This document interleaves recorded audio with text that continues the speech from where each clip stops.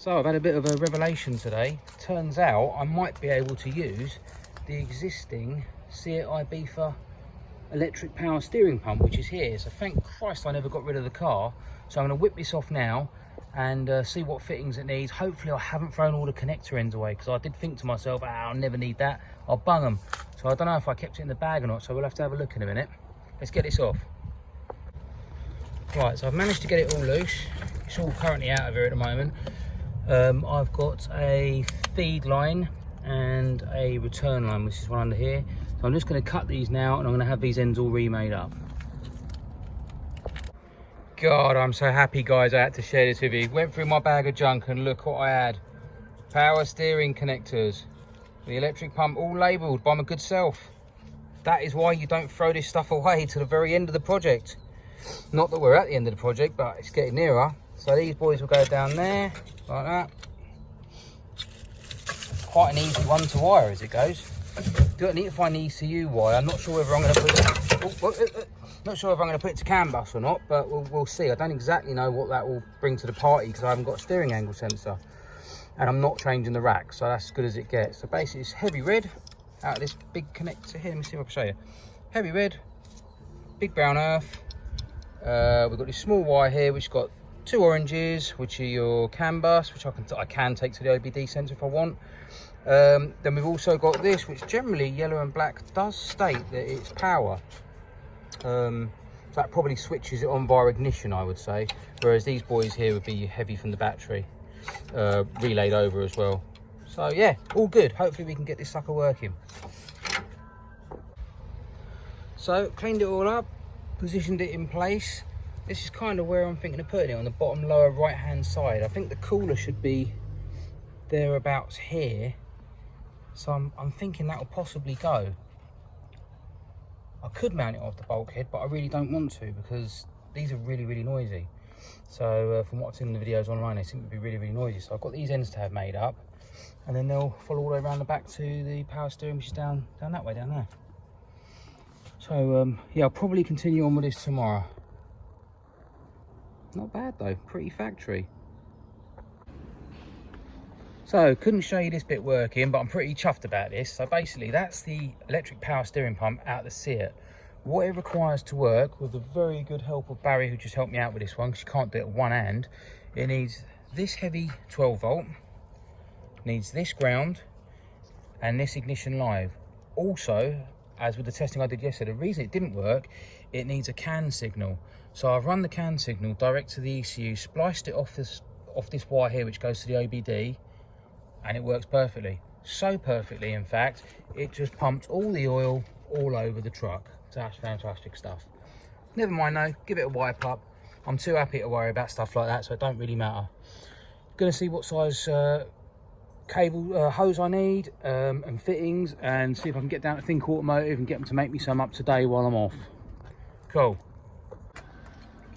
So I've just soldered up all the wires for the CAN bus, so here's me extra bit now that I've tapped into it, and that's for the assisted brakes, power assisted brakes, sorry. Then when you look under here, I need to get these two lines off. What I'm going to do, because obviously they route to the left, I need them to go all the way around the back and go around the right and come out somewhere over here. So I'd like to have them two made today, so I'm going to whip them off now, see what ends we have on them, and see if we can get that sorted. So I'm now back over at the other garage. You guys missed a big chunk of it, because I've just spent about 3 hours of my day driving around to get to places to get parts and pipes and all this kind of stuff. Basically what I've got to do, this is the return line. I'm going to cut this here. I am going to add a piece when I can find what I've done with it. I'm going to weld that into there like that, so that'll be my return, which will then push onto this hose here, yeah, and go back up to that point there, so it returns the fluid back from the rack. Then this is the pressure side. The only thing I'll be doing here is cutting here and welding on this end, and then from there this pressurized hose will go to the rack.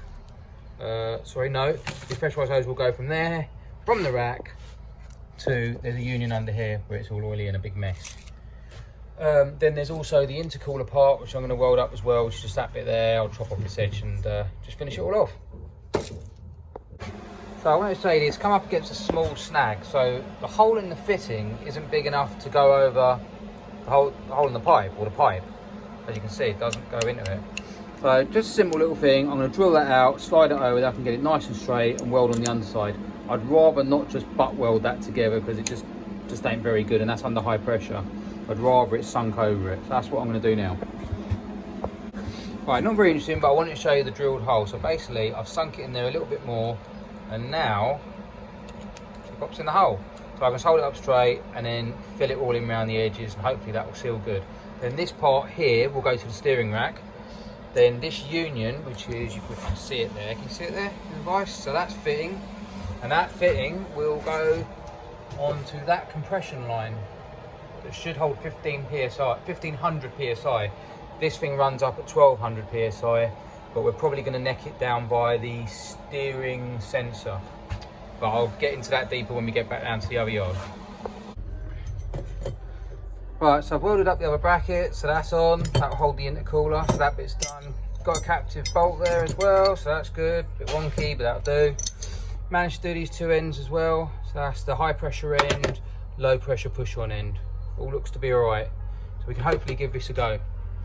Right, so basically I need to do up the power steering lines that are right above my head. Unfortunately, because now I've put the exhaust on, I can't get my epoxy head underneath it. So if I get stuck over here and you don't see any videos for a couple of weeks, you know where I am.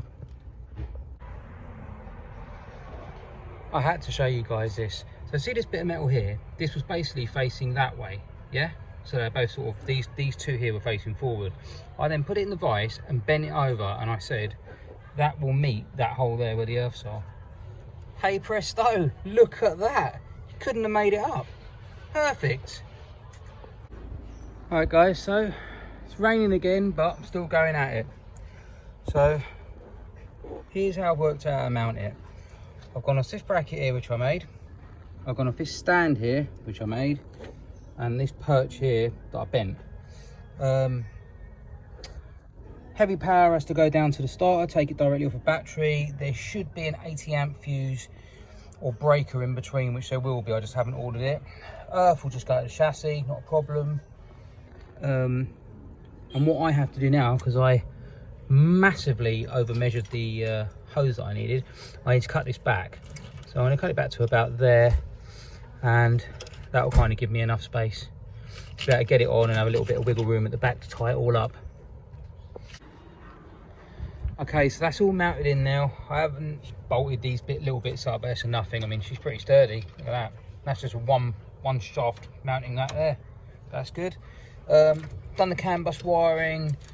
Done 12 volt switched wiring. Sorry, there's the CAN bus stuff here. This is 12 volt switch, so it's going to go to this fuse box this side and all labelled up. Done the heavy power. So there's a connector here. So that will now go directly onto the starter down there. And technically, if I fill it up with Dextron 2, the power steering should work.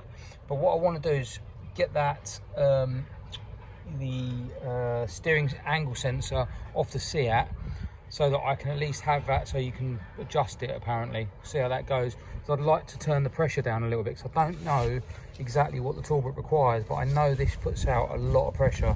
I wouldn't want to blow the seals and the shafts or anything in the steering rack, sorry. Anyway, that's me for today. Weather's absolutely filth and I'm going home.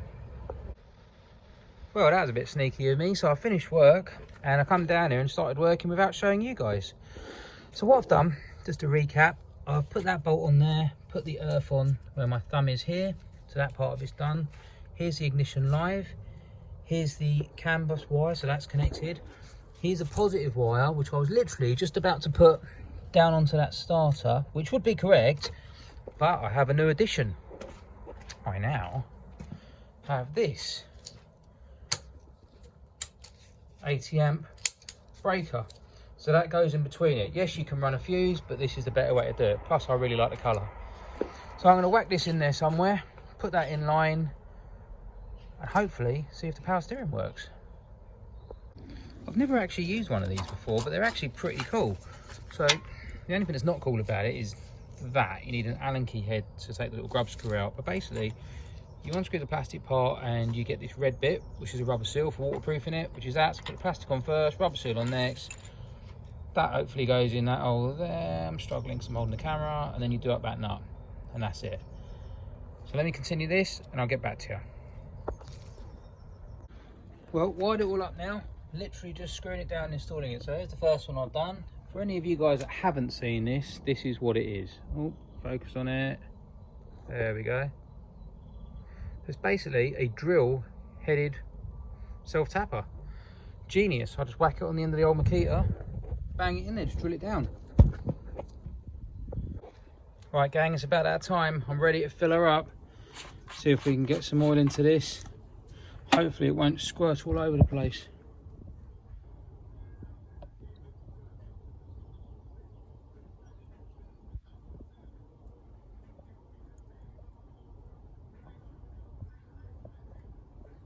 Easier said than done trying to pour this with one hand. A little bit of bubbling action. Hopefully it'll come straight on. It's hard to test it because I'm the only person here at the moment, so it's quite a difficult thing to test and look at it at the same time as well as fire it up. But we'll give it a go.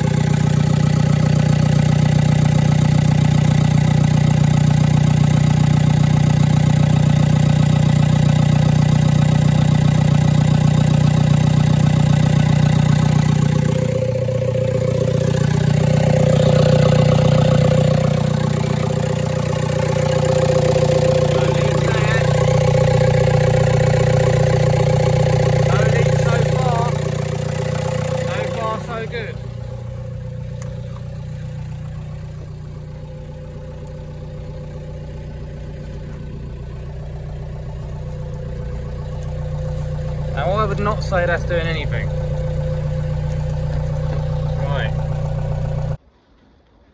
Well, that's a massive disappointment because I was fully expecting this to start working, but for whatever reason it hasn't, and I've wired it exactly the same way as I did when I tested it, and it pumped out perfectly and everything came on. So at this exact moment in time, no idea, but I've also just run out of diesel, so now I can't start it. Without starting it, the CAN bus signal doesn't go and yada yada, got no chance. So I think I'm going to wrap that up for today. I'll get it for whatever stupid reason that is. I don't know why that doesn't pump, but I will get it.